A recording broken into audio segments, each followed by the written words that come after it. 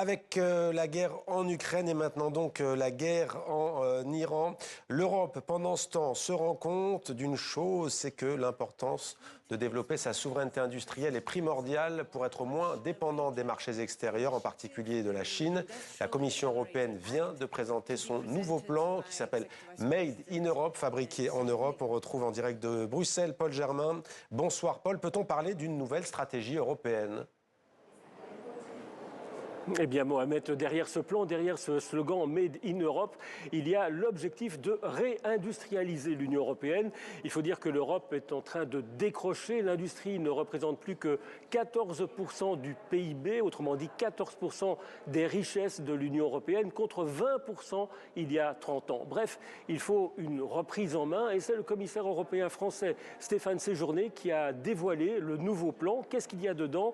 Eh bien, une préférence européenne dans plusieurs secteurs stratégiques, comme celui de l'automobile. Ainsi, 70% des composants des voitures électriques devront être fabriqués en Europe. On comprend bien que cela vise à être moins dépendant de la production chinoise. On pourrait se dire que tout cela va de soi et pourtant la Commission européenne a dû se battre pour imposer ce plan parce que certains pays ont peur que cette obligation va coûter cher à l'industrie. Ben oui, le Made in Europe coûte plus cher que le Made in China. Résultat, la Commission a dû assouplir son plan et dans le périmètre Made in Europe, eh bien, ce périmètre va être étendu aux pays qui ont des accords commerciaux avec l'Union. En clair, des composants venus du Japon ou de la Colombie pourraient être considérés comme Made in Europe. Bon, vous l'avez deviné, Mohamed, ce Made in Europe, pas tout à fait Made in Europe, cela fait déjà bondir de nombreux députés européens